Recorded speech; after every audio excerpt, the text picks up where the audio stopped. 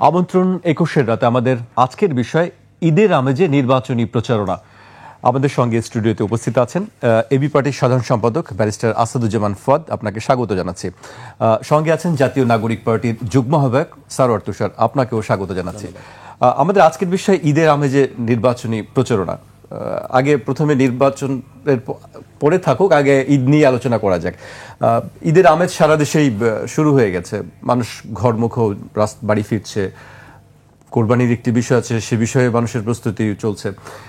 আমি শুরুতে মহাসড়কের দিকে একটু দৃষ্টি দিতে চাই যে এক সময় আমরা দেখতাম যে মহাসড়কে মানুষের ভোগান্তি সেটি মাঝখানে কমে গিয়েছিল, আবার আমরা দেখছি যে কিলোমিটার পর মাইল যানজট সৃষ্টি হচ্ছে। এই জিনিসগুলো থেকে আসলে এড়ানোর কি উপায় আছে, কি মনে করেন আসলে? ধন্যবাদ। প্রথম কথা হচ্ছে যে রোজার ঈদ থেকে কোরবানির ঈদের আমেজের কিছু ডিফারেন্স আছে। তার মধ্যে একটা হচ্ছে যে আপনার কোরবানি একটা বড় আয়োজন, বিশাল ম্যাসিভ আয়োজন, এবং কোরবানির আগে হলো হাটের একটা ব্যবস্থাপনা আছে, কোরবানির পরবর্তীতে বর্জ্য ব্যবস্থাপনা আছে, কোরবানির গরুর পরিবহন একটা আলাদা ব্যবস্থাপনা আছে। স্যাডলি বাংলাদেশে কোরবানি কেন্দ্রিক যে ব্যবস্থাপনাটা হওয়া দরকার তার কোনো কিছু গড়ে ওঠে নাই।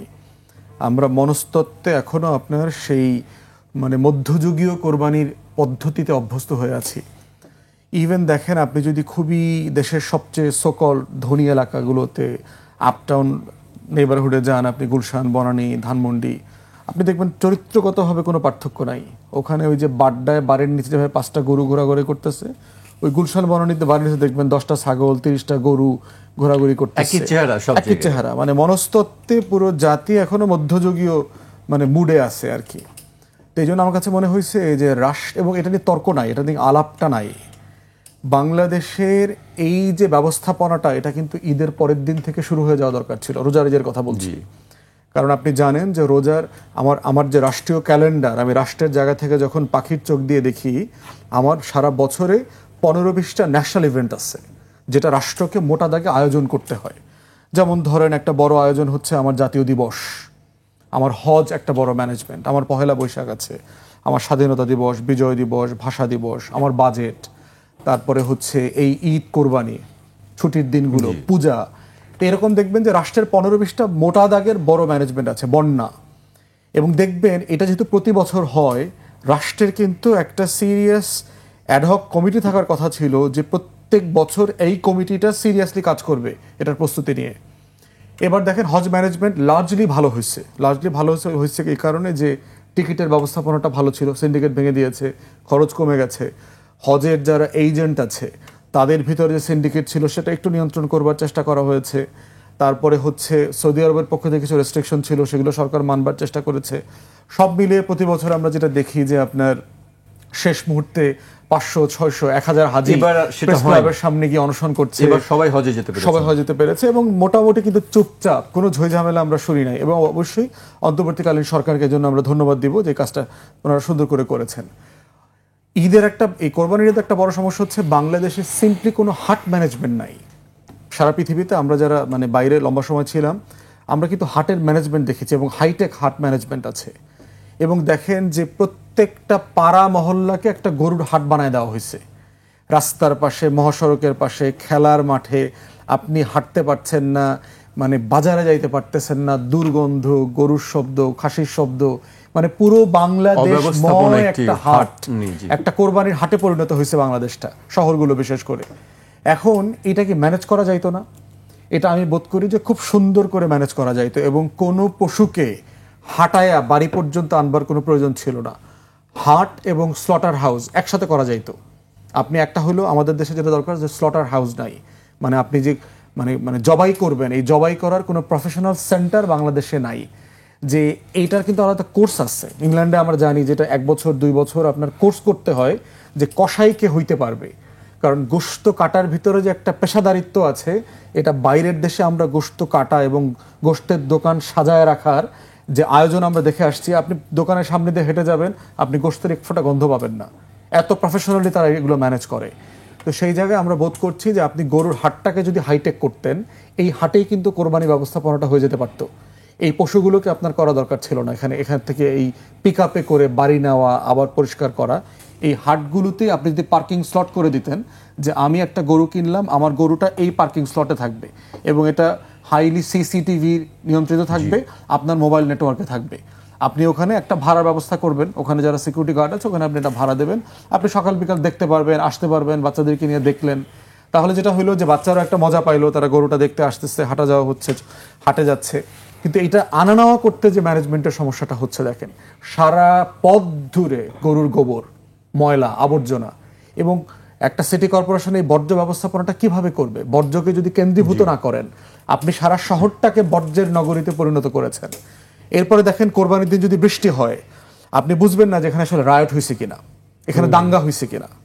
কোরবানির দিনটা মনে হবে যে শহরে শহরে রায়ট হয়ে গেছে, রক্ত বন্যা, নদী পরিণত হয়েছে, বৃষ্টিতে রক্তের সুয়ারেজের পানি, বৃষ্টির পানি, ওয়াসার পানি সব মিলায়া ঝিলায়া দুর্গন্ধ। আপনার দেখবেন যে নারী ভুরির গন্ধ 1 সপ্তাহ 2 সপ্তাহ শহরগুলোতে, গ্রামগুলোতে আপনার আকাশে বাতাসে চলবে। এই যে একটা চরম অব্যবস্থাপনা, সেটাকে খুব সিম্পলি আপনি হাইটেক দিয়ে করে ফেলতে পারতেন। এবং দেখেন যে একটা এক্সাম্পল দিয়ে কিভাবে করছে, বেঙ্গল মিট নামে একটা কোম্পানি আছে বেঙ্গল গ্রুপের, এবং দেখেন তারাও তো কোরবানি করছে, দেখতে পাচ্ছেন না তো? কিন্তু আপনি চাইলে গরু দেখতে পারবেন, আপনি চাইলে সেটা কোরবানিটা ভিজিট করতে পারবেন, আবার আপনি চাইলে গোশতটা আপনি পরিমাপগত করে আপনি বাড়িতে পাঠাই দেবে, সেটাও আপনি চাইবেন। আপনি চাইলে আস্ত রানটাও পাবেন, আবার আপনি যদি চান আমাকে এই সাইজে এই পরিমাণে কেটে 10টা 20টা প্যাকেট করে দেবেন, তাও করতে পারবেন। তাহলে এই রকম একটা মেকানিজম তো আসতে হবে। হজ দেখেন, হজের মৌসুমে কি পরিমাণ, ফিউ মিলিয়ন, মানে 30, মানে ধরেন 50 লক্ষ 60 লক্ষর মতো পশু কোরবানি হয়। কই আমরা তো দেখি নাই। আমরা যারা হজে গেছি, শুধু মোবাইলে একটা মেসেজ আসছে যে আপনার কোরবানি করা হয়ে গেছে। তাহলে যেখান থেকে কোরবানির আয়োজনটা আসছে, হজকে কেন্দ্র করে, মক্কা মদিনাকে কেন্দ্র করে, মক্কাকে কেন্দ্র করে, সেখানে তো একটা ম্যানেজমেন্ট আছে। তো পৃথিবীতে সবচেয়ে কমপ্লিকেটেড কোরবানি ম্যানেজমেন্ট যারা করছে, তাদের কাছ থেকে আপনি শিখছেন না কেন? তো আমার দেশের এই টোটাল ম্যানেজমেন্টটা মধ্যযুগীয়। এরপরে দেখেন কোরবানির যে অর্থনীতিটা আছে, খুবই কমপ্লিকেটেড। আমাদের দেশে আপনার 50 লক্ষ সমত চামড়ার ঘনফুট, এইরকম একটা চামড়ার পরিমাণ আমার দরকার, আমার জুতা, স্যান্ডেল, বেল্ট টেল্ট এগুলো বানাইতে। সেখানে আমার এর 1/3 পরিমাণ প্রডিউস হয়। তাহলে আমার চামড়া রপ্তানি হয় কেন? আমার চামড়া তো ডোমেস্টিক নিডই পূরণ করতে পারার কথা না। আমার তো আসলে গরুর গোশতের কেজি হওয়ার কথা ছিল 400 টাকা, আর গরুর চামড়াটা হওয়ার দাম হওয়ার কথা ছিল 6000 থেকে 8000 টাকা।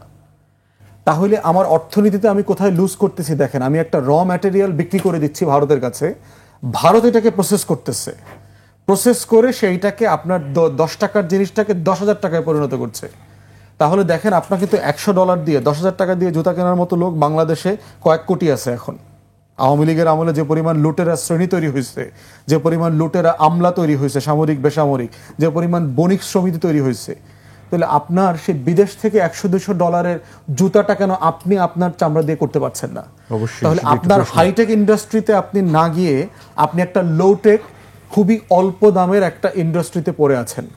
তাহলে আমার এই যে গরুর ব্যবস্থাপনাটা, এখানে গরুর অর্থনীতিটা আসলে কোথায়? গোশতে, কোরবানিতে, না চামড়ায়? এই ম্যানেজমেন্টটাতে কিন্তু আমরা আসতে পারি নাই। শিং আর একটা খুবই গুরুত্বপূর্ণ জিনিস, যেটা সারা দুনিয়াতে অত্যন্ত গুরুত্বপূর্ণ কাজে লাগে।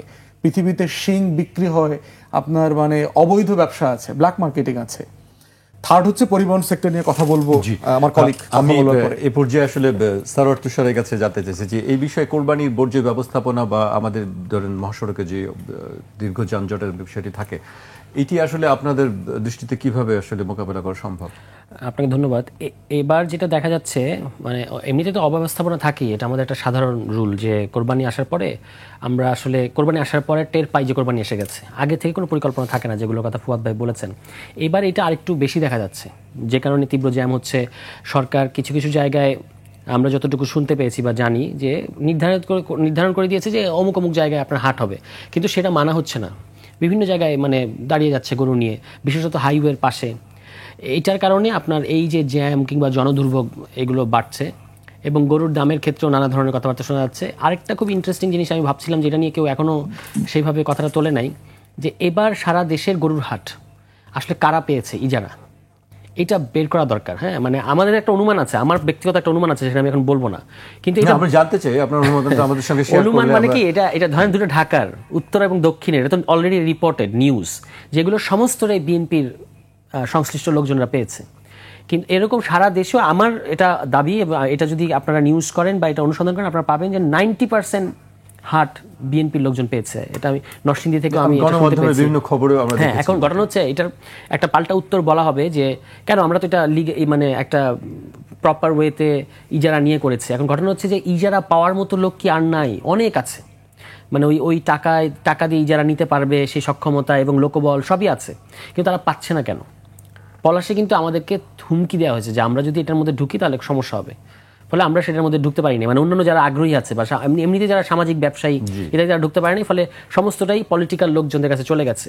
এটা কেন গুরুত্বপূর্ণ আমি বললাম যে এটা সবসময় তো পলিটিক্যাল যারা মানে ক্ষমতাসীন থাকে তাদেরই কাছে যায় মোরাললেস। আওয়ামী লীগ আমলে এটা পুরোটাই একচেটিয়া আওয়ামী লীগের একটা লুটপাটের জায়গা ছিল, সেটা ঠিক আছে। কিন্তু এবারের প্রসঙ্গটা আমি এই কারণে তুললাম যে আসলে এটা দিয়ে আপনি মাঠের ক্ষমতার বিন্যাসটা বুঝতে পারবেন। শুধুমাত্র যদি গরুর হাটকে ধরে আমরা এই অ্যানালাইসিসটা করতাম, মানে বা এখনো করি, মাঠের ক্ষমতার চিত্রটা এখান থেকে ধরা পড়বে যে কারা। এবং এটা আপনি ঢাকা উত্তরের কিন্তু ইয়েও এসেছে, আপনার ভিডিও আমরা দেখতে পেলাম সামাজিক যোগাযোগ মাধ্যমে, যে ঢাকা মহানগরের বিএনপির নেতাকর্মীরা তারা ঢুকে স্লোগান দিয়ে এক ধরনের পরিস্থিতি তৈরি করার চেষ্টা করেছে। সারা দেশেও মোটামুটি চিত্রটা একই রকম। তো এইটা এই কারণে গুরুত্বপূর্ণ, এটা ভাবা যায়। এটা হলো রাজনৈতিক দিক, ক্ষমতার দিকটা। আমি যেহেতু ক্ষমতা নিয়ে খুবই আগ্রহী যে পাওয়ার কীভাবে কাজ করছে, এখন এটা এই অন্তর্বর্তী সময়ে মাঠের পাওয়ার কারা জোর খাটাতে পারছে, কারা বেশি বেশি ক্ষমতা দেখাতে পারছে, এটার জন্য এটা গুরুত্বপূর্ণ। পরিবহন ব্যবস্থাটা কেমন হওয়া উচিত? পরিবহন ব্যবস্থাটাও আপনার এইগুলো আমাদের যেগুলো ফুয়াদ ভাই বলেছেন এগুলো তার রিপিট করার কিছু, এগুলো সবটাই বাস্তব যে আমাদের কোনো পরিকল্পনা নেই। আমরা এটাকে আরও, যেহেতু এটা এত গুরুত্বপূর্ণ একটা অর্থনীতি, কোরবানির অর্থনীতিটা তো খুবই গুরুত্বপূর্ণ বাংলাদেশে, এটা সামাজিক ধর্মীয় গুরুত্বের পাশাপাশি এটার অর্থনৈতিক গুরুত্ব অনেক, কিন্তু এটাকে আমরা কোনো একটা সমন্বিত পরিকল্পনার মধ্যে কখনোই আনার কথা ভাবে নাই। বিগত 15 বছর তো আনার কোনো কারণই নাই, কারণ এই অব্যবস্থাপনাটারও একটা বিরাট অর্থনীতি আছে। কিন্তু এই সরকার শুরু করতে পারতো, কারণ তার তো সম্ভবত এই একটাই কোরবানি ঈদ পাবে, শুরু করে দিয়ে যেতে পারতো, যেটা আপনি যদি একটা উদাহরণ সেট করে যান, পরবর্তী নির্বাচিত সরকারের জন্য একটা স্ট্যান্ডার্ড সেট করে দেওয়া। অন্তর্বর্তী সরকার মানে আমি যেটা বুঝি যে আপনি প্রত্যেকটা কাজে একটা স্ট্যান্ডার্ড সেট করে দিয়ে যাবেন, যেটা পরবর্তী নির্বাচিত সরকারের জন্য একটা চ্যালেঞ্জ, যে আপনাকে ওইটা মিট আপ করতে হবে, তার চেয়ে ভালো জায়গায় যেতে হবে। পরিবহন, বর্জ্য ব্যবস্থাপনা, হাট ব্যবস্থাপনা, সমস্ত ক্ষেত্রে এটা করা যেত। এটা যদি সরকার ইভেন রোজার আগের থেকে শুরু করতো, রোজার ঈদের আগের থেকে, কারণ যেহেতু কোরবানি ঈদ আসছেই, তাহলে আপনি এটা কিন্তু সামনে আবার দেখবেন যে সামনে নির্বাচনের ঠিক পরেই যেই টাইম ফ্রেম আমরা অনুমান করতে পারি, তার ঠিক পরে আরেকটা কোরবানি ঈদ আসবে। ফলে ওইভাবে একটা পরিকল্পনা জাতির সামনে হাজির করা যেত, সেটা মিসিং আছে।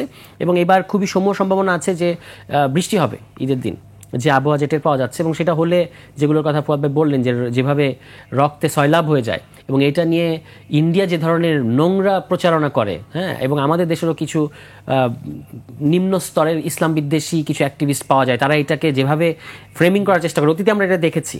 তো সেইগুলো হওয়ার কোনো সুযোগ থাকতো না যদি আমরা এটাকে, আর বাংলাদেশ কেন স্লটার হাউস করা যাবে না? স্লটার হাউস উদ্যোগ অবশ্য ছিল, মাঝখানে আলোচনা ছিল যে স্লটিং হবে নির্দিষ্ট জায়গায়, সেটা হয় না, কিন্তু সেটা করা উচিত। মানে এখনো যদি আমরা এই 2025 সালে সেটা না করতে পারি, এটা করাই হচ্ছে না। শুধুমাত্র আপনি করলে এটা যে সিস্টেমের মধ্যে আসবে, তাহলে দুর্নীতির যে রাস্তাগুলো আছে, এই কোরবানির হাট, বর্জ্য এবং কাটাকাটি, মাংস কাটা, এই সমস্ত কিছু মিলিয়ে যে একটা এখান থেকে বাড়তি টাকা পয়সা হাতিয়ে নেওয়ার যে একটা বন্দোবস্ত এখানে আছে, এটা নষ্ট হবে যদি আমরা এটাকে একটা সিস্টেমের মধ্যে নিয়ে আসি। এই কারণে রাজনৈতিক শক্তিগুলো এটাকে আনতে দিতে চায় না। কিন্তু আমাদের জনগণের স্বার্থের দিক থেকে বলা উচিত যে এটাই এখন দরকার, এটা পুরোটা একটা সিস্টেমে থাকবে। হাট থেকে ডিরেক্ট স্লটার হাউসে চলে গেল, তারপরে সেখান থেকে মাংস কেটে সুন্দর মতো আসলো, ইত্যাদি করা যায় আর কি। কিন্তু এটা এবার আমরা দেখতে পাই না আর কি, এটাই হচ্ছে বাস্তবতা। আমি এবার ব্যারিস্টার ফুয়াদের কাছে আসতে চাই।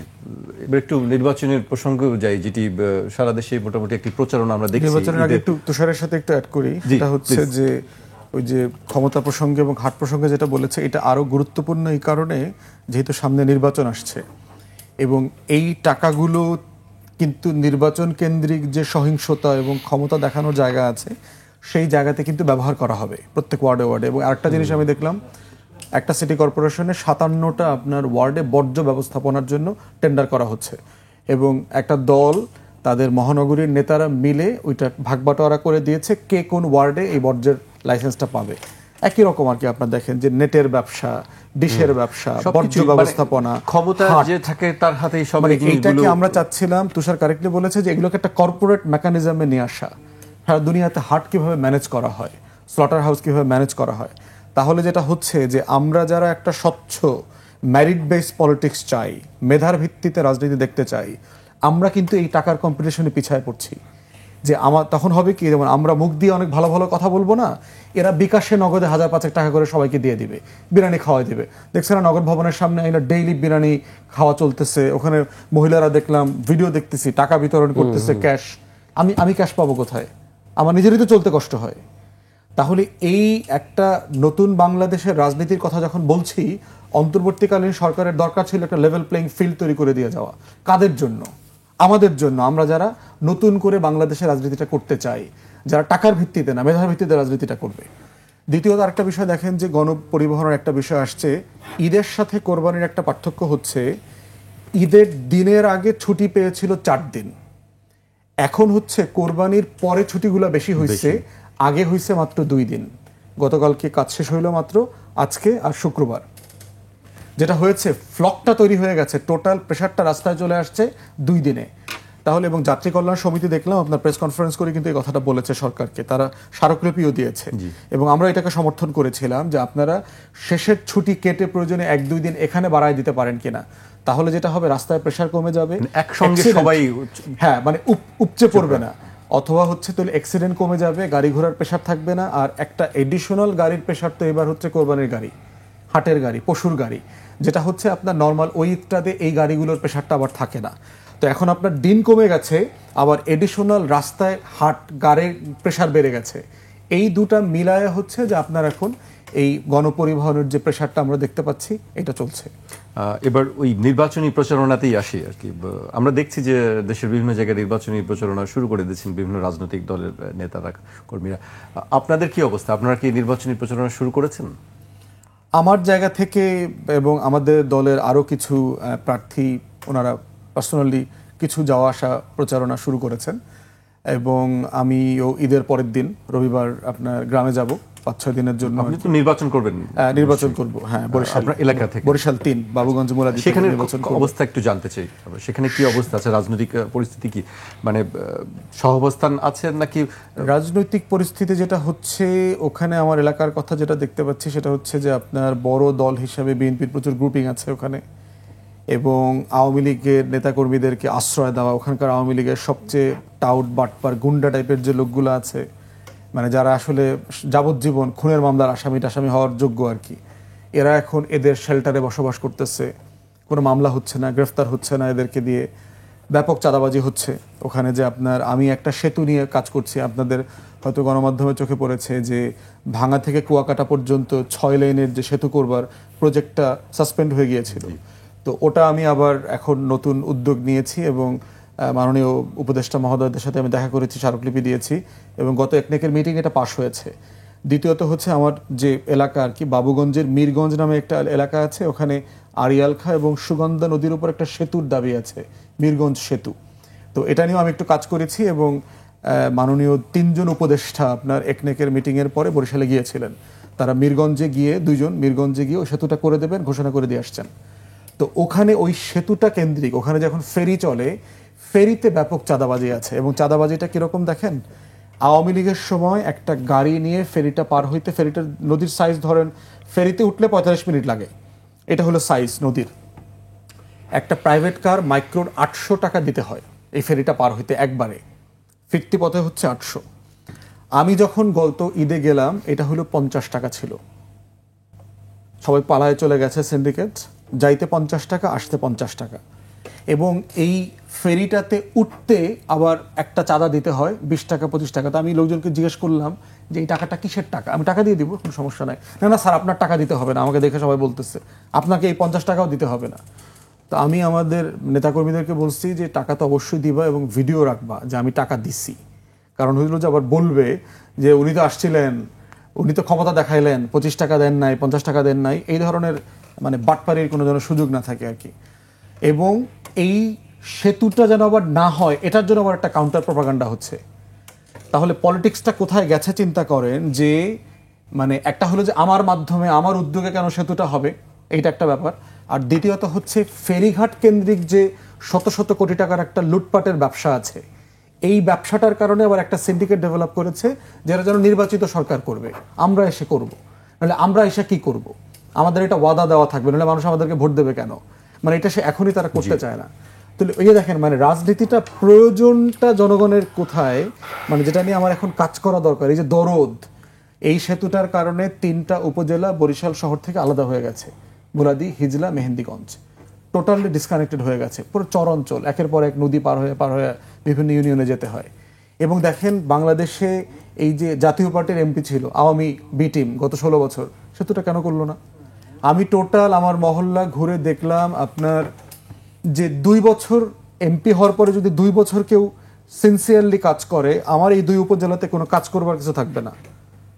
অথচ আমি দেখতেছি প্রত্যেকটা ইউনিয়নে ভাঙা রাস্তা, আপনার রাস্তা বৃষ্টির মধ্যে এসে রাস্তা করে দিয়ে যাচ্ছে।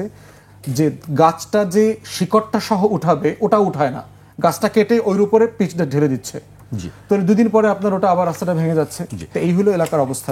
সারোয়ার তুষার, আপনি তো নিশ্চয়ই নির্বাচন করবেন আশা রাখেন? চেষ্টা করছি। আপনার আসন কোন এলাকা থেকে? মানে আমাদের তো আমি নরসিংদী জেলা কেন্দ্রিক এখন কাজ করছি। আমাদের সেভাবে কাউকে আসন আলাদা করে দেওয়া হয় নাই, কিন্তু আমি জেলায় সংগঠন গোছানো ইত্যাদি কাজ করছি।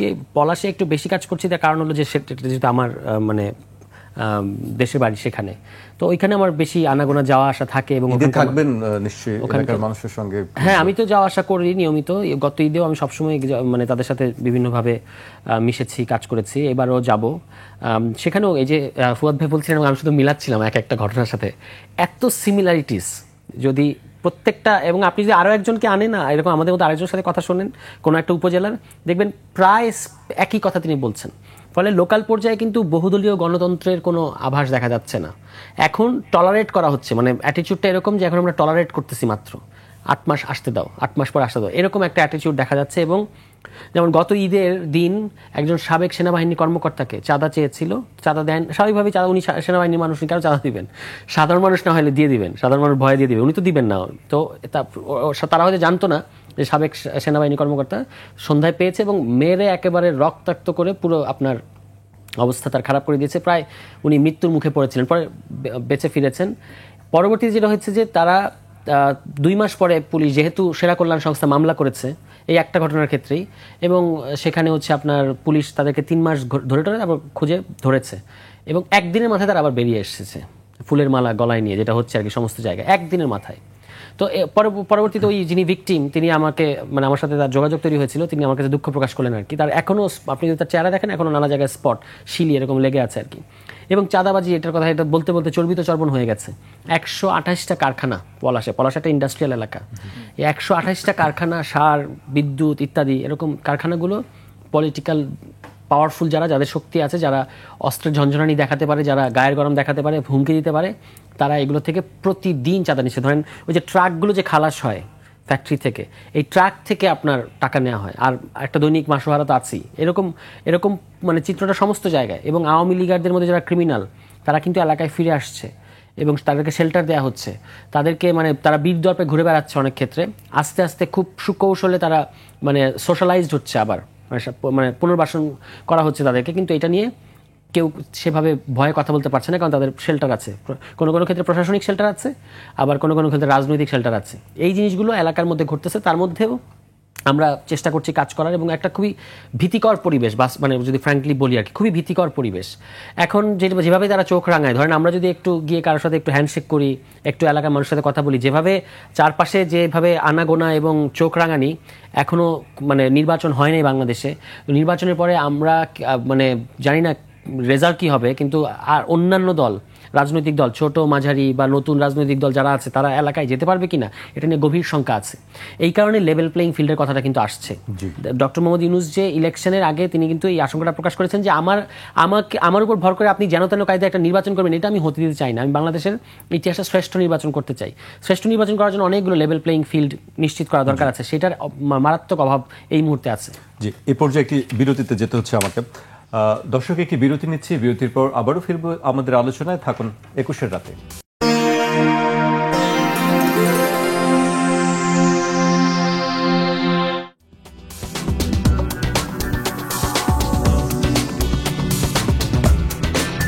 বিরতির পর আবারও স্বাগত। আপনারা দেখছেন ২১ রাত। আমাদের সঙ্গে আছেন এবি পার্টির সাধারণ সম্পাদক ব্যারিস্টার আসাদুজ্জামান ফুয়াদ এবং জাতীয় নাগরিক পার্টির যুগ্ম আহ্বায়ক সারওয়ার তুষার।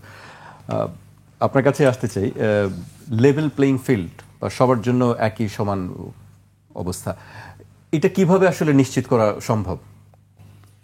অনেকগুলো কাজ করা যেতে পারে। প্রধানতম জায়গাটা হচ্ছে যে ইলেকশন কন্ডাক্টের দায়িত্ব যদি স্টেট নিয়ে যায়, রাষ্ট্র নিয়ে যায়, কারণ ইলেকশনে খরচের 3টা মৌলিক জায়গা আছে নির্বাচন কেন্দ্রিক। প্রথমটা হচ্ছে দলীয় নমিনেশন, যে বাংলাদেশে ধরেন মানে বিএনপি এখন এত বড় দল, মানে তার তুলনায় আমাদের নিচে ধরেন 10 পর্যন্ত কোনো দল নাই। মানে বিএনপি ছাড়া যদি আমরা সব দলও একত্রিত হই, তারপর 100 আসনে বিএনপিকে চ্যালেঞ্জ করা আমাদের জন্য ডিফিকাল্ট হয়ে যাবে। তাহলে তার দলের সাইজটা কত বড় চিন্তা করেন। তো এখন সেই জায়গায় বিএনপির একজন প্রার্থীকে চ্যালেঞ্জ করতে আমার লেভেল প্লেইং ফিল্ডটা কোথায় হবে? সেইটা হইতে পারে যে যেমন ধরেন বিএনপির একজন প্রার্থীর 50 কোটি 100 কোটি টাকা খরচ করার ক্যাপাসিটি আছে, কিন্তু আমার 5 লাখ টাকা খরচ করার এই ক্যাপাসিটি নাই। সেক্ষেত্রে যেটা হইতে পারে যে রাষ্ট্র দায়িত্ব নেবে যে নির্বাচনটা আমি করব। এখানে তোমারও 1 কোটি টাকা খরচ করতে হবে না, তোমারও 1 লাখ টাকা খরচ করতে হবে না। তো এই কাজটা যদি করা যায়, প্রথম এনশিওর করতে হবে ইলেকশন কমিশনকে যে ব্যক্তি দলীয় নমিনেশন পাচ্ছে তিনি কি আসলে টাকার মাধ্যমে পাচ্ছেন কিনা, তিনি আসলে দলকে 5 কোটি 10 কোটি টাকা ঘুষ দিচ্ছেন কিনা, লেনদেন করছেন কিনা। এই জন্য আমি বোধ করি আপনি দেখবেন যে কাস্টমসে, ভ্যাটে, ট্যাক্স অফিসের কিন্তু নিজস্ব ইন্টেলিজেন্স ইউনিট আছে। জি, আমি ফিল করতেছি এবং প্রস্তাব করেছি একাধিকবার যে ইলেকশন কমিশনেরও নিজস্ব ইন্টেলিজেন্স ইউনিট দরকার, সিরিয়াস ইন্টেলিজেন্স ইউনিট দরকার নির্বাচনকে কেন্দ্র করে, যাদের কাজ হচ্ছে ইলেকশন কন্ডাক্ট ব্রিচ করতেছে ইলেকশনের আগে থেকে এমন মানুষগুলোকে আইডেন্টিফাই করা। যেমন ধরেন আমি রাষ্ট্রীয় খুব গুরুত্বপূর্ণ পদে আছেন, সাংবিধানিক পদে, তিনি প্রত্যেক দিন তার অফিসে তার এলাকার লোকদেরকে এন্টারটেইন করেন এবং তিনি রাজনৈতিক মিটিং করে ওইখানে গিয়ে দলীয় সমাবেশ করতেছেন, রাজনৈতিক বক্তব্য দিচ্ছেন এবং তিনি কদিন পর নির্বাচন করবেন, মন্ত্রী হবেন, সাংবিধানিক পোস্টে আছে বর্তমানে। এই লোককে তো ডিসমিস করা দরকার ছিল অন্তর্বর্তীকালীন সরকারের, এবং ইলেকশন কমিশন তাকে নির্বাচনে ব্যান করে দেওয়া দরকার ছিল, কারণ সে 2টা ব্রিচ একসাথে করছেন, সংবিধানের খেলাফ করছেন। দ্বিতীয়ত হচ্ছে তিনি তো নির্বাচন করতে পারেন না 2-4-5 বছরের আগে। সংবিধানে আমাদের কনস্টিটিউশনে একটা রুলও আছে, সম্ভবত 3 বছরের একটা বার আছে, সেটা তিনি একসাথে করে যাচ্ছেন। তাহলে এই যে ক্ষমতা কাঠামোর জায়গাটা যদি আপনি ভেঙে না দেন, তাহলে যেটা হচ্ছে স্বচ্ছতা এখানে এনশিওর করা যাবে না। দ্বিতীয় ইন্টেলিজেন্সের কাজ যেটা হবে সেটা হচ্ছে যে আপনার এই দলীয় বাস্তবতাটাকে ব্যবহার করে তিনি অন্যান্য সম্ভাব্য রাজনৈতিক প্রার্থীদেরকে তার মুভমেন্টকে নিয়ন্ত্রণ করছেন কিনা। আপনি দেখবেন যে তুষার কারেক্টলি বলেছে, এখন আমি পার্সোনালি এখনো এটার ভিকটিম হই নাই, অথবা এটা এখনো হয়তো এই লেভেলে করার মতো সাহস ওই এলাকাতে এখনো কেউ করে নাই। বাট আমার বিশ্বাস এটা ম্যাটার অফ টাইম, 6 মাস পরে অ্যাটিটিউড চেঞ্জ হয়ে যাবে, মারাত্মক চেঞ্জ হয়ে যাবে। মারধর করা, হাত পা ভেঙে দেওয়া, গাড়ি ভেঙে দেওয়া, এলাকার নেতাকর্মীদের গায়ে আঘাত তোলা, মিথ্যা মামলা করা, এগুলো তো কমন কালচার। এই কালচারগুলো কিভাবে ঠেকাবেন আপনি? থার্ড জায়গা হচ্ছে ইলেকশন ক্যাম্পেইন। ক্যাম্পেইনটা যদি আপনি কস্ট নির্বাচন কমিশন অথবা রাষ্ট্র শেয়ার করে, সেক্ষেত্রে যেটা হচ্ছে কমন পোস্টার হবে। আমরা বলছি একটি বিধিমালা তো আছে, কিন্তু তারপরেও তো আমরা দেখছি যে বিধিমালা আছে, কিন্তু নির্বাচন কমিশন কোনো দায়িত্ব নেয় না। এবং নির্বাচন কমিশন যে কি পরিমাণ দায়িত্বহীন একটা প্রতিষ্ঠানে পরিণত হয়েছে, এটা দক্ষিণের মেয়র কেন্দ্রিক একটা জিনিস, যেমন হলফনামার কথা আমরা জানি যে আমরা যে হলফনামা যে হিসাব নিকাশ দিচ্ছি, হলফনামা দিয়ে আমার এগুলো তো আসলে যায় আসে না, তো কিছুই না। হলফনামা তো একটা ফাইজলামি জিনিস। আপনার ইলেকশন কমিশন ইন্টেলিজেন্সের কাজ কি, যে আসলে কয় টাকায় নির্বাচন হচ্ছে এটা তো সে জানে, সে জানতে হবে। আপনি তো এনবিআর এ গিয়েও তো আমরা হলফনামা দিয়ে বলে আসি, ভাই আমার 5,000 টাকা ইনকাম, আপনি কেন আমাকে ট্যাক্স দিবেন?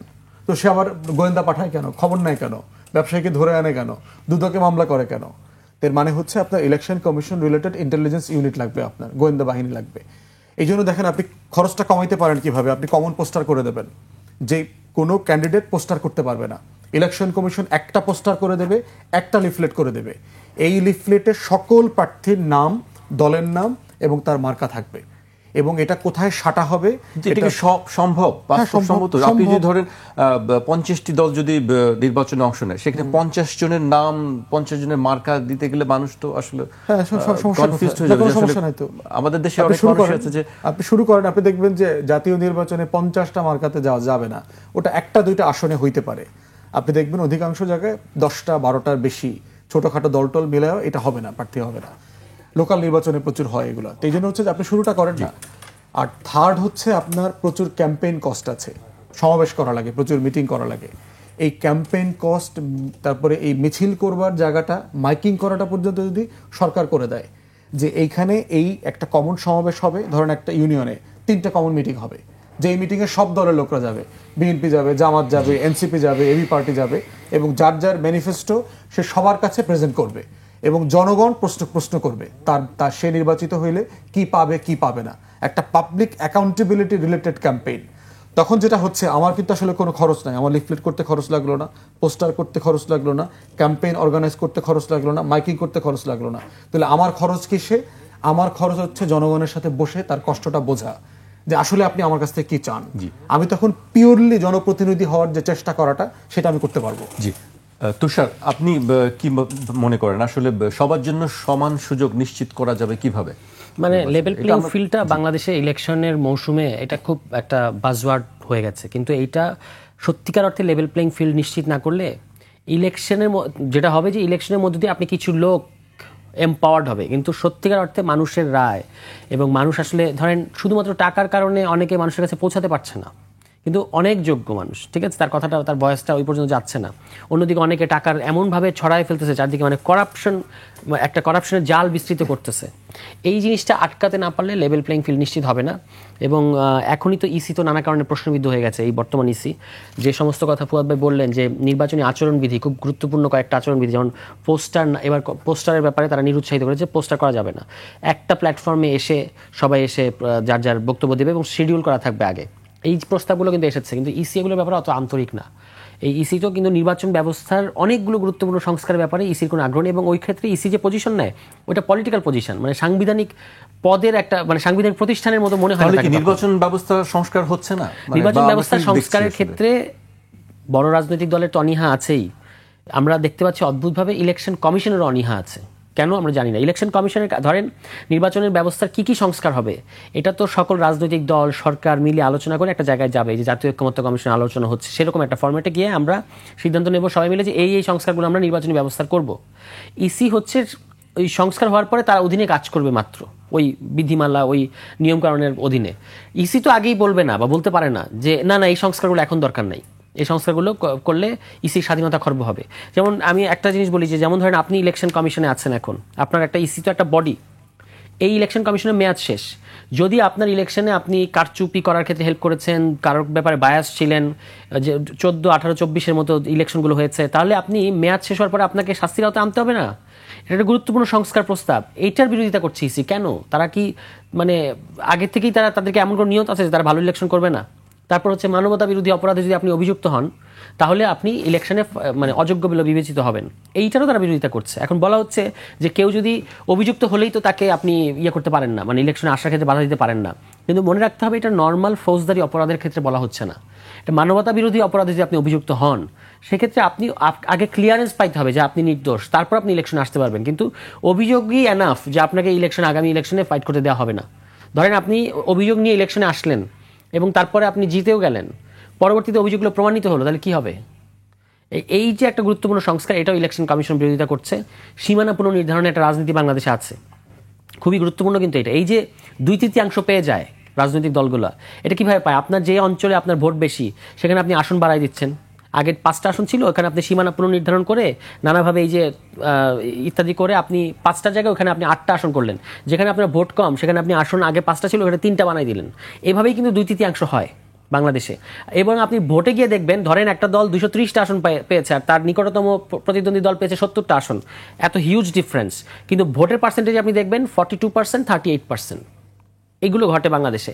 এই সীমানা পুনর্নির্ধারণের ক্ষেত্রে একটা প্রস্তাব এসছে যে এটা একটা স্বাধীন প্রতিষ্ঠান করবে, স্বাধীন ইন্ডিপেন্ডেন্ট প্রতিষ্ঠান করবে। ইসি এটাতে রাজি না, ইসি বলছে না, এটা আমাদেরই কাজ, আমরাই করব।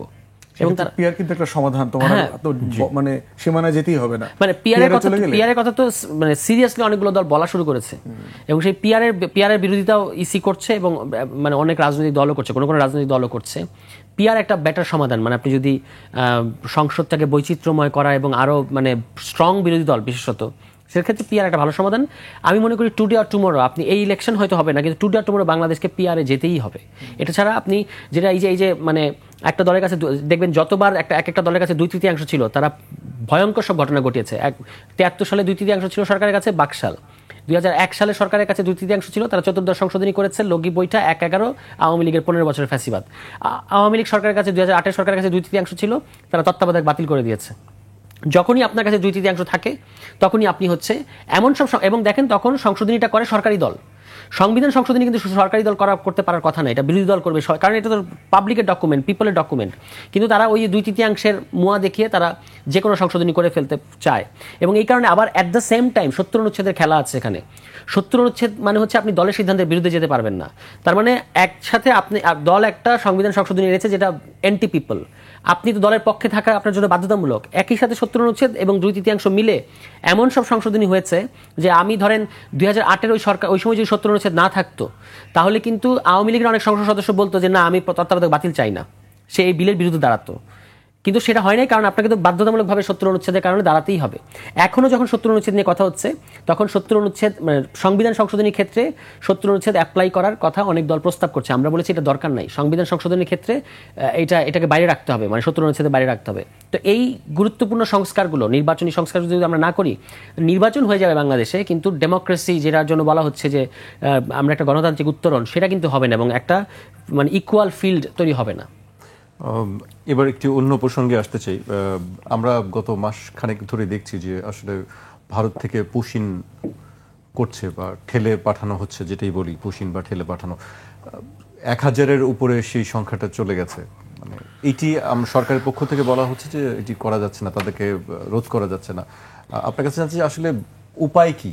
এটা একটা সলিউশন আসতে হবে বা বন্ধ করার একটি বিষয় বের করতে হবে, সেটি কিভাবে সম্ভব আসলে? এটা তো হচ্ছে যে আপনার একটা বিজেপির যে হিন্দুত্ববাদী ন্যারেটিভ আছে, এই ন্যারেটিভের একটা অংশ, এবং এটা বিজেপির বাইরেও কংগ্রেসও কিন্তু লার্জলি একটা হিন্দুত্ববাদী সংগঠন, বাট সেটা মুখে বলে না আর কি, বাট আচার আচরণে ভেরি ক্লোজ। তো সেইখানে আমরা এই জায়গাটা দেখেছি যে পুশব্যাকের একটা পলিটিক্স আছে। এটার বড় জায়গাটা হচ্ছে ভারতে আপনার মুসলিম মেজরিটি একটা স্টেট আছে মাত্র, শুধু কাশ্মীর, বাট মুসলিম পপুলেশন একটা লার্জ ভোট ব্যাংক আছে, এরকম চাঙ্ক আছে কয়েক জায়গাতে। তার ভিতরে হচ্ছে পশ্চিমবাংলা একটা 30-33% ভোট হচ্ছে মুসলিম ভোটার, আসাম 40% অ্যারাউন্ড অথবা প্লাস মাইনাস। তো এই জায়গাগুলোতে এই কাজগুলো প্রায় হচ্ছে আপনার অ্যান্টি মুসলিম ক্যাম্পেইন, মুসলিম ব্যাশিং ক্যাম্পেইন আছে আর কি। এবং এটা তারা কিভাবে করে, বিজেপি হইল অবৈধ মুসলমান ইমিগ্রেন্ট হিসেবে করতেছে, আর বাকিরা করে হচ্ছে অবৈধ বাঙালি হিসেবে, যে বাংলাদেশ থেকে ওখানে অবৈধভাবে গেছে, সেটেল হয়েছে। এরা হিস্টোরিক্যালি ওই 47-এর ভারতবর্ষের যে সীমানা, ওইটার মধ্যে তারা ছিলেন না, এই শব্দগুলো বলে। আর আসামে অসমীয়া প্রবলেম আছে আপনার, বাংলাভাষী অবাংলাভাষী এই জায়গাগুলোতে আর কি। আর এখন যেটা যোগ হয়েছে সেটা হচ্ছে আওয়ামী ন্যারেটিভ, যেহেতু অন্তর্বর্তীকালীন সরকারের ব্যাপারে ইন্ডিয়া খুব হস্টাইল, তো তারা এই সরকারকে বিব্রত করা, এই সরকারকে আপনার সীমান্তে অস্থিরতা তৈরি করে রাখা, এই সরকারের সাথে কোনো বিষয়ে কোঅপারেট না করা, ফরেন পলিসিতে এঙ্গেজ না হওয়া, বাইল্যাটারাল রিলেশনশিপ ফ্রিজ হয়ে আছে, এবং কন্টিনিউয়াসলি ভারত আপনার এই সম্পর্কটাকে ফ্রিজ করে রাখতেছে, কারণ সে ধারণা করছে যে আওয়ামী লীগের আগামী নির্বাচনে রাজনীতিতে পুনর্বাসনের একটা এক্সিট থাকতে হবে কোনো না কোনো ফর্মে, তা না হলে তারা নির্বাচনটাকে স্টেবলি করতে দেবে না। এবং এই জন্য আপনি দেখবেন যে বাংলাদেশে আওয়ামী লীগের পুনর্বাসনের একটা রাজনীতি, নির্বাচন, এই কথাটা বারবার বলা হচ্ছে।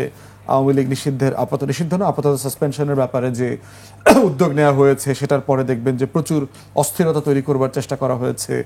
জাতিসংঘকে বাংলাদেশকে জড়ায় মানবিক করিডোর বলা হয়েছে। গতকালকে জাতিসংঘের আরসি তো আপনার পরিষ্কার করে বলে দিয়েছে একটা একটা বোগাস কথা, এবং আমরা শুরু থেকে এটা বলেছি যেটা ইন্ডিয়ান ন্যারেটিভ, দিল্লির ন্যারেটিভ গণমাধ্যম দিয়ে আমাদের এখানে চাপিয়ে দিয়েছে। তো সেই বাস্তবতায় দেখেন আমাদের দিকের একটা ফেলিওর আছে। ভারত কেন সাহস পায় এই কাজটা করতে, সেটা হচ্ছে যে আমরা রোহিঙ্গাদের বিষয়টা হ্যান্ডেল করতে ব্যর্থ হচ্ছি গত 7-8 বছর থেকে। তো রোহিঙ্গাদেরকে যদি আমরা ডিসাইসিভলি ফেরত পাঠাইতে পারতাম, যেভাবে ধরেন জিয়াউর রহমানের সময় এটা করেছে, 79, 80, 81 সময়, এর আগেরগুলোতে আমরা 90-এর দশকের শুরুর দিকে আমরা করেছি, কিন্তু এবার আমরা করতে পারি নাই নোবেল পুরস্কার, দ্বিতীয় নোবেল পুরস্কার পাওয়ার জন্য আর কি। তো এই বাস্তবতায় যেটা হয়েছে যে ভারতও দেখে যে পুশ করলে তো ওরা ক্যাম্পে পাঠায় দিবে, রাখবে, কারণ ওরা তো ফেরত পাঠায় না। তো সেই জায়গাতে হচ্ছে যে আপনার ভারতের সাথে প্লে করবার জন্য আমাদেরকে ডিসাইসিভলি রোহিঙ্গা ইস্যু ডিল করতে হবে, কারণ রোহিঙ্গা আরাকানে ভারতের কালাদান প্রজেক্ট আছে এবং ভারতের এখানে $1 বিলিয়ন ইনভেস্টমেন্ট আছে। ওই কালাদান হাইওয়ে দিয়ে সে ভারত থেকে ভারতে মিজোরাম মেঘালয়ের সাথে কানেক্ট করতে চাচ্ছে। তো সেই বাস্তবতায় সেই ভূকৌশলগত জায়গার নিয়ন্ত্রণ এবং ওটাকে ইনফ্লুয়েন্স করবার রাষ্ট্রীয় ক্যাপাসিটি বাংলাদেশের আছে। অতএব বাংলাদেশ যদি রোহিঙ্গাকে কেন্দ্র করে এই ভূরাজনীতি খেলতে পারে, ভারত নিজের টাকায় যাদেরকে পোষণ করছে ওদেরকে 5 স্টার হোটেলে রাইখে আবার বাংলাদেশ থেকে ফেরত নিয়ে যাবে। ইস্যু হচ্ছে বাংলাদেশের জনগণকে সাথে নিয়ে আপনি এই ফরেন পলিসি, এই ভূরাজনীতি খেলতে পারছেন কিনা। কিন্তু সমস্যা হচ্ছে বাংলাদেশের অন্তর্বর্তীকালীন সরকারকে আমরা দেখতে পাচ্ছি খুবই উইকলি এটা ডিল করছে, খুবই দুর্বলভাবে ডিল করছে। এবং বাংলাদেশের সামরিক বেসামরিক যারা আমলাতন্ত্রে আছেন, বিশেষ করে খুব সিনিয়র লেভেলে আছেন, এদের একটা বিশাল অংশ গোয়েন্দা সংস্থা সহ এরা দিল্লির পলিটিক্সটা এখানে করতেছে, তারা দিল্লির দালালিটা করতেছে, দিল্লির দোসরিপনাটা করতেছে। তাদের 24-এর গণ অভ্যুত্থানের শাহাদাতের রক্তের উপরে যে বাংলাদেশ, সেই বাংলাদেশের রাজনীতি তারা করছে না করবার কারণে ভারতও এই সাহসটা পেয়েছে। কারণ বাংলাদেশে যদি ইউনাইটেডলি আমাদের রাজপথ, আমাদের রাজনীতি, আমাদের অন্তর্বর্তীকালীন সরকার এবং আমাদের সিভিল মিলিটারি ব্যুরোক্রেসি যদি এক ভাষায় আমরা কাজ করতাম এবং কথা বলতাম, সেক্ষেত্রে রাজনৈতিক দলগুলো কি একসঙ্গে ভয়েস রেস করার কোনো জায়গা হচ্ছে না। কারণ হচ্ছে এখানে ক্ষমতার বিষয় আছে, এখানে আওয়ামী লীগের পুনর্বাসনের রাজনীতি আছে, এখানে আওয়ামী লীগ যারা ডিপ স্টেট আছে সেই ডিপ স্টেটের সাথে সম্পর্ক ভাগাভাগি আছে, এখানে অনেকগুলো বিষয় জড়ায় গেছে। এই কারণেই ভূ রাজনীতির যে স্বার্থটা বাংলাদেশের পক্ষে কাজ করতে পারছে না। তুষার, আপনি কি মনে করেন এক্ষেত্রে? ভারত তো এই 5 আগস্ট মেনে নিতে পারে নাই এবং অর্গানাইজড ডিসইনফরমেশন করে গেছে এবং বাংলাদেশকে অস্থিতিশীল করার জন্য অনেকগুলো কাজ করেছে। আপনি দেখবেন হুট করে একসাথে অনেক পেশাজীবী নেমে যায়, হ্যাঁ, মানে আগে পরে কোনো ইয়ে নাই, কিন্তু হুট করে তারা সবাই একসাথে আন্দোলন করা শুরু করে। আবার এই যে পুশিনের কথা বলছেন, পুশিন তারা করতেছে, এটা তো একদম পরিষ্কারভাবে উস্কানিমূলক। মানে গুজরাট থেকে লোক ধরে এনে এখানে বাংলাদেশের সীমান্ত দিয়ে ঢুকে দেওয়া হচ্ছে এবং সেখানে আমরা প্রায় কোনো ধরনের পদক্ষেপ আমাদের দিক থেকে নাই। এইগুলো আমাদের জন্য সিরিয়াস থ্রেট তৈরি করতেছে। আপনি দেখবেন যে বার্মায় এই আরাকান আর্মির সাথে ভারত কিন্তু 5 আগস্টের পরে একটু সম্পর্ক তাদের শীতল ছিল আগে, 5 আগস্টের পরে তারা সম্পর্কটা রিগেইন করেছে এবং এখন সম্পর্ক খুব ভালো যতটুকু জানি। এবং তার কারণ হচ্ছে তারা তো আগে যেটা ভেবেছিল যে বাংলাদেশের বুকের ওপর দিয়ে তাদের এক অঞ্চল থেকে আরেক অঞ্চলে যাবে এবং সামরিক ইকুইপমেন্টস নেওয়া করবে 7 সিস্টার্সকে কন্টেইন করার জন্য। এখন যেহেতু এখন একটু মানে অনিশ্চিত হয়ে পড়েছে বা কিছু সময়ের জন্য থেমে গেছে, তারা কালাদান প্রজেক্ট আরাকান আর্মির সাথে মিলে আবার তাদের বিকল্প রুট খুঁজতেছে। এখন এই ক্ষেত্রে আমাদের জন্য ভারত একটা সিরিয়াস মানে সিকিউরিটি থ্রেট হয়ে উঠেছে আর কি। মানে আমাদেরকে যেভাবে তারা ক্রমাগত উস্কানি দিয়ে যাচ্ছে, এইটার জন্য আমাদের যে সমন্বিত ইফোর্ট দরকার ছিল। ধরেন রাজনৈতিক দলগুলো থেকে এই প্রস্তাবটা আসতে পারতো যে ঠিক আছে, আপনার একজন জাতীয় নিরাপত্তা উপদেষ্টা আছে, আপনি একটা জাতীয় নিরাপত্তা কাউন্সিল করেন, মানে যারা সংশ্লিষ্ট, যারা এই ক্ষেত্রে গুরুত্বপূর্ণ তাদেরকে নিয়ে। এবং আমরা ভারত যদি আপনার এই যে শেখ হাসিনাকে রাখার ব্যাপারে শশী থারুরের মতো লোক যে এত এনটিবিজেপি বলতে পারে যে শেখ হাসিনাকে জায়গা দিতে হবে কারণ এটা আমাদের ডেমোক্রেসির ঐতিহ্য, তিনি আমাদের পরীক্ষিত বন্ধু, ঐতিহাসিক বন্ধু, বিপদে আমরা তাকে ফেলে দিতে পারি না। এবং তারা একসাথে বসে সর্বদলীয় যে পরিষদ সরকার ডেকেছে এবং সকল দল গেছে, গিয়ে তারা একটা সিদ্ধান্ত নিচ্ছে বাংলাদেশের ব্যাপারে। আমাদের এখানে আমাদের ইন্টারেস্টের স্বার্থে আমরা বন্দর এবং করিডোর নিয়ে যে রাজনীতিটা বাংলাদেশের ঘটলো এবং যেভাবে সরকার এখানে আমি বলবো ফুললি পরাস্ত হয়েছে, মানে তার কথাটা সে শোনাতেই পারে নাই, যেমন বন্দর দিয়ে দেওয়া হচ্ছে, একদম মোটেও এরকম ছিল না। একটা টার্মিনালের কথা এসেছে এবং সেখানে একটা বিদেশি প্রতিষ্ঠান যার পৃথিবীব্যাপী রেপুটেশন আছে বড় বড় দেশের বন্দর মানে টার্মিনাল সামলানোর, তাকে দেওয়ার কথা এসেছিল, এইটাকে বন্দর দিয়ে দেওয়া হচ্ছে। কেন? কারণ ওই যে আপনার সাইফ পাওয়ার টেকের মতো লুটেরাকে আপনার এখানে মানে তাকে এখানে রাখতে হবে এবং তার কাছ থেকে পয়সা খেয়ে অনেক রাজনৈতিক দলের নেতাকর্মীরা এই ধোঁয়াটা তুললো। একই ক্ষেত্রে এই মানবিক করিডর, সোকল মানবিক করিডর, গতকালকে তো যেটা ভাই বললেন যে গতকালকে তো উনি বলেছেন এই যে গোয়েন লুইস, যে মানবিক করিডর শব্দটা আসছে কেন আমি জানি না, কারণ এটা তো আলোচনাতেই নাই। যদি দুই দেশের সরকার এবং ওই যে বিদ্রোহী গোষ্ঠী তারা মিলে একটা আইনি প্রক্রিয়ার মধ্যে আসে, তাহলে বলছে যে বাংলাদেশ সরকার এটি নিয়ে কাজ করছে, কিন্তু না, এইটাই কিন্তু মিসকোট। বাংলাদেশ সরকার এটা কাজ করছে এটা তিনি বলেন নাই। তিনি বলেছেন যে এবং যদি এই দুই দেশ কাজ করে, তা এই যে মানে বার্মা এবং বাংলাদেশ দুইটা সভরেন দেশ হিসেবে যদি কোনো লিগ্যাল চুক্তির মধ্যে আসে সেক্ষেত্রে জাতিসংঘ ইনভলভ হতে পারবে। আপাতত এই ধরনের কোনো কিছু মানে শুরুই হয় নাই, মানে এটা প্রি ম্যাচিউরড অবস্থা হয় নাই। কিন্তু এটাকে প্রথমে ডয়েচে ভ্যালে এই বাংলার এই ভুল অনুবাদটা করলো যে বাংলাদেশে এমনভাবে হাজির করলো যে এতদিন যেহেতু এটা বলা হয় যে জাতিসংঘ প্রস্তাব করেছে, এখন যেন আসলে এক্সপোজ করা হচ্ছে যে না, এটা ইউনুস সরকারের কোনো একটা দুর্বিসন্ধি ছিল, সেটা জাতিসংঘের নামে চালানো হচ্ছে। ব্যাপারটা কিন্তু একেবারেই সেরকম ছিল না। এটা গতকালকে তার পরবর্তীতে কিন্তু ডয়েচে ভ্যালে ভুল স্বীকার করেছে যে না, আমরা অনুবাদটা ভুল করেছি। হ্যাঁ, তো এরকম আর কি, এগুলোর মধ্য দিয়ে আমাদের শেষ পর্যায়ে আমাদের শেষ করতে হবে। খুব সংক্ষেপে একটি বলবেন, একটি বিষয় নিয়ে আলোচনা হচ্ছে, গত কয়েকদিন দুটি প্রশ্ন উঠছে যে মুক্তিযুদ্ধ এবং মুক্তিযোদ্ধার সংজ্ঞা নতুন করে এই মুহূর্তে দেওয়ার কি প্রয়োজন পড়লো, 1 মিনিটে যদি বলেন। মুক্তিযুদ্ধ পুরো বিষয়টা হচ্ছে যে আপনার এখানে অনেকগুলো উপাদান উপকরণ জড়িয়ে আছে, শুধু সংজ্ঞা না। মুক্তিযোদ্ধার সংখ্যা, শহীদের সংখ্যা, বিহারি গণহত্যা, বিহারি এবং উর্দুভাষীদের সম্পত্তি দখল, বাড়িঘর সম্পত্তি দখল, যেগুলো লার্জলি আওয়ামী লীগের নেতাকর্মীরা করেছে। এরপরে হচ্ছে রাজাকারদের তালিকা, যেটা সরকার গত আওয়ামী লীগ প্রকাশ করা শুরু করে আবার প্রকাশ করে নাই। এই টোটালটা মিলে একটা কমিশন হওয়া দরকার। এই কমিশনটা এই কাজটা করা দরকার। এটা নির্বাহী বিভাগকে দিয়ে এই কাজগুলো করাইলে ভুল হবে। একটা কমিশন না করলে যেটা হবে, এটা আপনি করবেন, আবার 6 মাস পরে আবার পরিবর্তন করতে হবে, আবার চ্যালেঞ্জের সম্মুখীন হবে। এই জন্য কমিশন করে একটা স্টেক হোল্ডার মিটিং করা দরকার, কনসালটেশন করা দরকার, জেলায় উপজেলাতে বসা দরকার, এই তালিকাগুলো করে ফেলা দরকার, একটা কনক্রিট একটা এন্ডে আসা দরকার, মানে এই বিতর্কটা যেন আর না চলে। জি, এনসিপির অবস্থান কি আসলে, এই প্রশ্নের কি উত্তর আছে? না, এটা তো গতকালকে এটা নিয়ে যে ধরনের একটা ধোঁয়াশা সৃষ্টি হলো, তারপর দেখা গেল যে আসলে ঘটনা সম্পূর্ণ মানে গেজেটই কেউ পড়ে নাই, অধ্যাদেশ না পড়েই নিউজ হয়ে গেছে, এরকম একটা অবস্থা। তো সেটা তো যা হওয়ার, এবং পরবর্তীতে সরকার আবার বললো যে না, এরপর থেকে এরকম ভুল নিউজ হলে আমরা আইনি পদক্ষেপ নেব ইত্যাদি। আমার প্রশ্নটা অন্য জায়গায়, যে আপনি এরকম একটা গুরুত্বপূর্ণ কাজ করছেন, এটা রাতের অন্ধকারে এরকম করতে হবে কেন? আপনি আগেই এটা ব্রিফ করতেন সাংবাদিকদের, তাহলে কিন্তু এই যে ধরনের অস্থিরতা সৃষ্টি করার চেষ্টা হচ্ছিল, এবং আমি তো বলবো যে এটা তদন্ত করা উচিত। এই যে নিউজটা যেভাবে এটা করা হয়েছে, এটা আমার কাছে মনে হয় না যে অনিচ্ছাকৃত ভুল, এটার পেছনে অন্য রাজনীতি থাকতে পারে। তো সেটা কিন্তু আগেই সরকার প্রোঅ্যাক্টিভ কায়দায় বন্ধ করে দিতে পারত, যে তারা অধ্যাদেশটা যখন তারা চূড়ান্ত করেছে বা খসড়াটা যখন চূড়ান্ত করেছে, তখন সকলকে, সংশ্লিষ্ট সকলকে নিয়ে বসে ব্রিফ করে যে আমরা ওই যে দুইটা জিনিস, মুক্তিযোদ্ধা, মুক্তিযুদ্ধের সহযোগী কারা, এই সংজ্ঞাগুলো আমরা এইভাবে ঠিক করেছি, এই হলো ব্যাখ্যা। তাহলে প্রশ্ন আসতো এবং তারা তার ভিত্তিতে খসড়াটা চূড়ান্ত করে ফেলতো। এটা না করে যে যখন আপনি এটা মানে করলেন, তখনই আসলে এই যে গ্যাজেটটাকে ভুলভাবে ব্যাখ্যা করার একটা সুযোগ তৈরি হয়েছে।